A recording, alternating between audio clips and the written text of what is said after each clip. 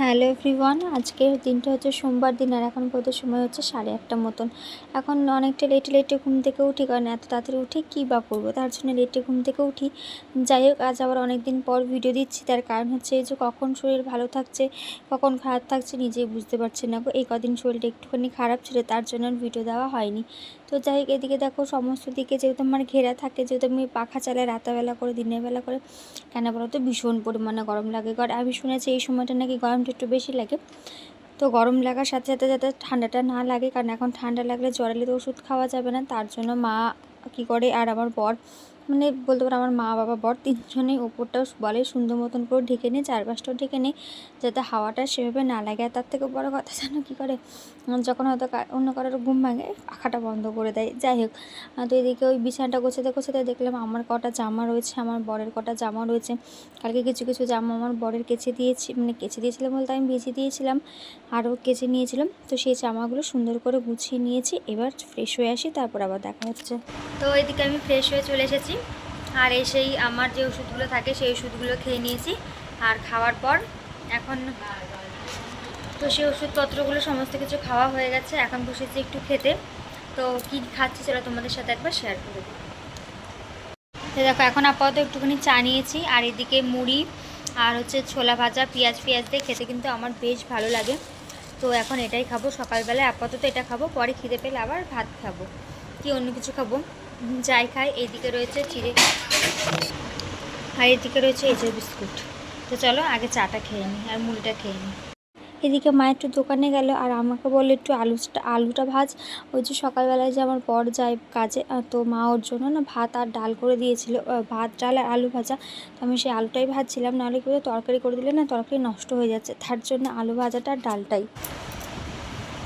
এখন ভোজের সময় হচ্ছে ঠিক 12:15, আর আমার মুখ চুপগুলো দেখে কেমন লাগছে, তো কানেরটা খুলেছি জানো তো। কালকে আমি তো একেবারে স্নান করব, তো কানেরটা খুলেছিলাম যেহেতু কালকে মাথা ঘুরেছিলাম বুঝছি, ওই জন্য। আর কি হয়েছে, গলার এটা আমার হাতে পড়া, এই দেখো হাতে বাঁধা মাদুলিটা, মানে মাদুলিটা যেখান থেকে নিয়েছি কী এরকম মাদুলি দিয়েছে ভগবান জানে, মাদুলিটা না ভেঙে গেছে জানো তো।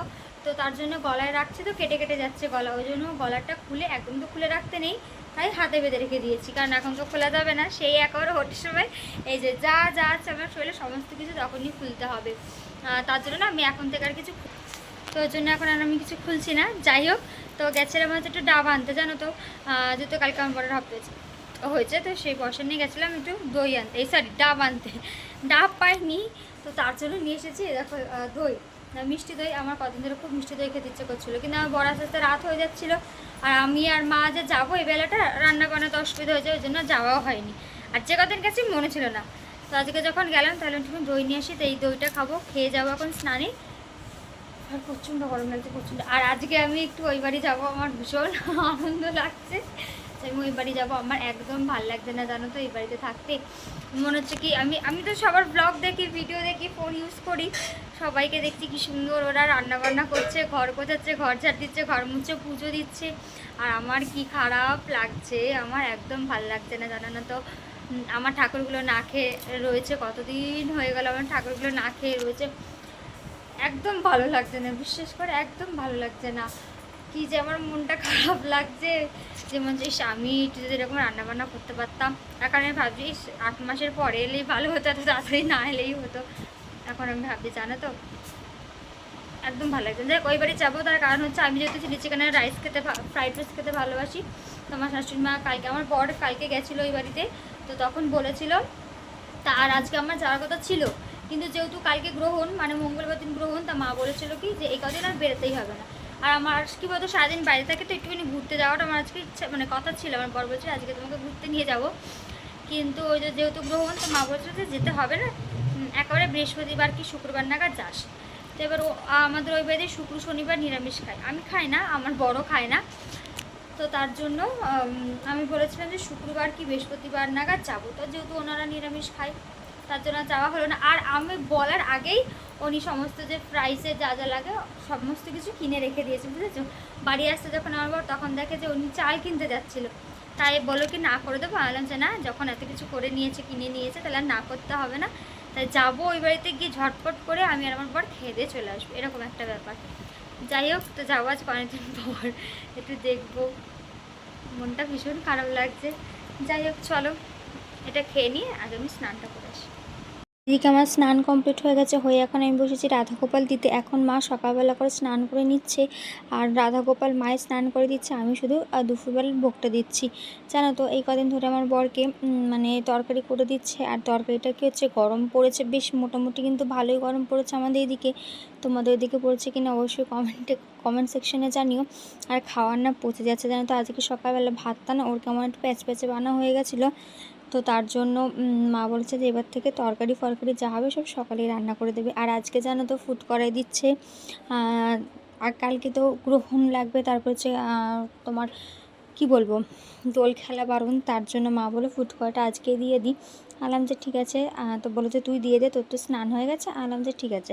এদিকে স্নান সেরে নিয়ে ওদেরকে ভোগ দিয়ে রাধাগোপাল ভোগ দিয়ে এদিকে আমি চলে এসেছি এখন জামা কাপড় মেলতে। এই সাইডটাতে বাইরে জামা কাপড় মেলি, আর জান্না তো টুপ টুপ করে জল পড়ছিল, তো জুতোগুলো সরিয়ে দিলাম। আচ্ছা এখন বলি, এখন ঘুরতে সময় হচ্ছে ওই ঠিক 7টা, না সরি ভুল বললাম 7:30 মতন। আর এখন যাচ্ছে আমি একটু ওই বাড়িতে। আজকে আমার শাশুড়ি মা আমাকে ফ্রাইড রাইস আর চিলি চিকেন করে খাবে। হয়তো তোমাদেরকে বলেছি আমি তো খেতে খুব ভালোবাসি, ওই জন্য আমার জন্য বানাবে, তাই আজকে যেতে বলেছে। ভেবে তো ছিলাম যে যাবো না, গ্রহণ লাগছে যেহেতু কালকে, তাই ভাবলাম যে না যখন করছে তাহলে যাই। আমার বর চলে এসেছে কাজ থেকে, এদিকে আমি সুন্দর মতন করে রেডি হয়ে নিচ্ছি।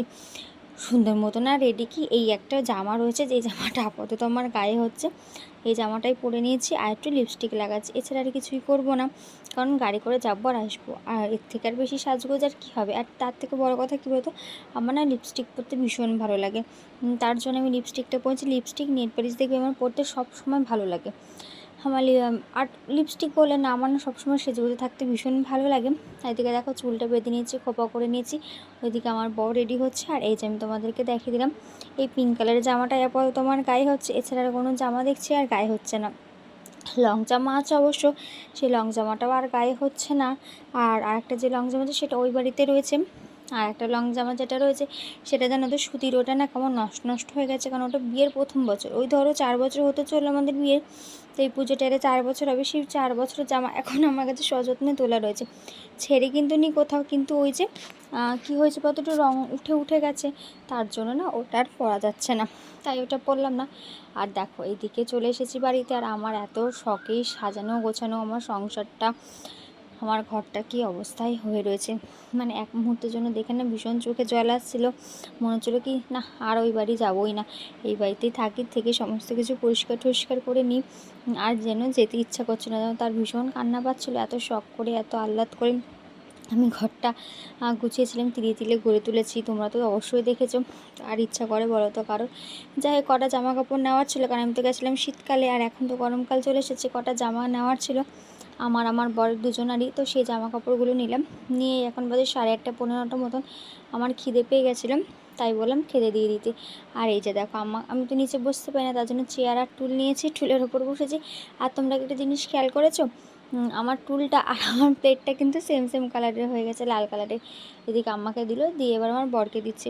আর এর সাথে তো রয়েছে চিলি চিকেন, আর তো কিছু নেই, মানে আর কিছু বলতে কী বলতো, এই দুটো খেয়ে না আমার না পেটটা ভরে গেছিলো, আর কিছু করার প্রয়োজনও ছিল না।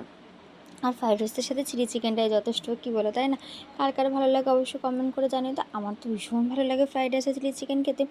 আর দেখো আমার না এটা একটা স্বভাব আছে যে আমাকে মানে কি বলবো, ভাত হোক বা ফ্রাইড রাইস হোক বা বিরিয়ানি হোক, যেটাই হোক না কেন, আমি না একটু শুধু শুধু খাই, আমার বেশ ভালো লাগে খেতে, জানো তো। আর এই যে দেখতে পাচ্ছ রাইসটা যতটা নিয়েছি ততটা কিন্তু আমি খেয়ে উঠতে পারিনি গো, মানে পেটটা না একদম ভরে গেছিলো। আমি এই 9:30টার সময় বসেছি, আর উঠতে উঠতে আমার 8:30-9:15 বসেছি, উঠতে উঠতে আমার কিন্তু অনেকটা লেট হয়ে গেছিলো, কারণ হাঁপিয়ে যাচ্ছিলাম, একটু বসে বসে খাচ্ছিলাম। যাই হোক বাড়ি যাওয়ার পথে রাধাগোপালের জন্য রং নিয়ে যাচ্ছে, কারণ মঙ্গলবার দিন তো আর বেরোনো যাবে না, সে কারণে বুধবার দিনকে ওদেরকে একটু দোল খেলাবে মা, তার জন্য একটু রং নিয়ে যাচ্ছি। আর এখন এই বাড়ি ফেরার পথে একটু আইসক্রিমও খেয়ে নিলাম, জানো তো। আর আবির তো এবছর আমি আবির দোল কোনোটাই খেলতে পারবো না, রং সেই সামনের বছরে খেলবো, তাই তোমরা কিন্তু রঙের ভিডিও বা রং খেলা হোলি খেলার ভিডিও সামনের বছর দেখতে পারবে। আর কালকে দোল খেলা আর এই খেলা ঘর থেকে বেরোতে পারবো না। যাই হোক চলো আজকের ভিডিওটি এখানে শেষ করলাম, কেমন লাগলো অবশ্যই কমেন্ট করে জানিও। টাটা।